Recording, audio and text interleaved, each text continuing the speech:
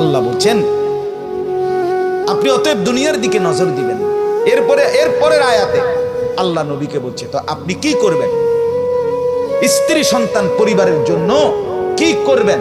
খোদার কসম, কোরআনের আয়াত আল্লাহ বলছেন ওয়ামুর আহলাকা বিসসালাহ, হে নবী বরং দুনিয়ার এই অর্থ সম্পদের দিকে না তাকাইয়া, দালান বিল্ডিং এর পেরেশানি না কইরা আপনি আপনার পরিবারের সদস্যদেরকে বিসসালাতি, নামাজের আদেশ করুন, নামাজের আদেশ করুন।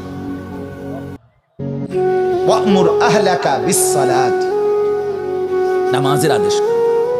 ওয়াসতাবির আলাইহা, আপনি নিজেও 5 ওয়াক্ত নামাজের উপরে মজবুত থাকুন।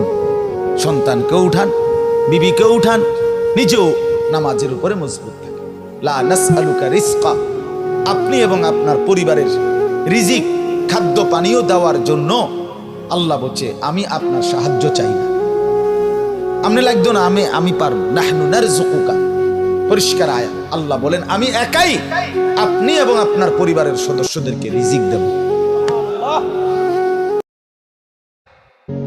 আল্লাহ বলছেন আপনি অতএব দুনিয়ার দিকে নজর দিবেন।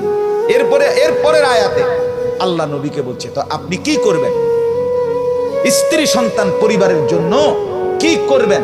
খোদার কসম, কোরআনের আয়াত আল্লাহ বলছেন ওয়ামুর আহলাকা বিসসালাহ, হে নবী বরং দুনিয়ার এই অর্থ সম্পদের দিকে না তাকাইয়া, দালান বিল্ডিং এর পেরেশানি না কইরা আপনি আপনার পরিবারের সদস্যদেরকে বিসসালাতি, নামাজের আদেশ করুন, নামাজের আদেশ করুন।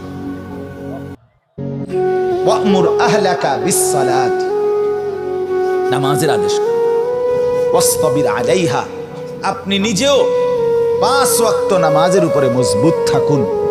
সন্তানকে উঠান, বিবিকে উঠান, নিজেও নামাজের উপরে মজবুত থাকুন। লা নাসআলুকা রিজকা, আপনি এবং আপনার পরিবারের রিজিক, খাদ্য পানীয় দেওয়ার জন্য আল্লাহ বলছে আমি আপনার সাহায্য চাই না। আপনি লাগতো না, আমি পারব। নাহনু নারযুকুকা, পরিষ্কার আয়াত। আল্লাহ বলেন আমি একাই আপনি এবং আপনার পরিবারের সদস্যদেরকে রিজিক দেব।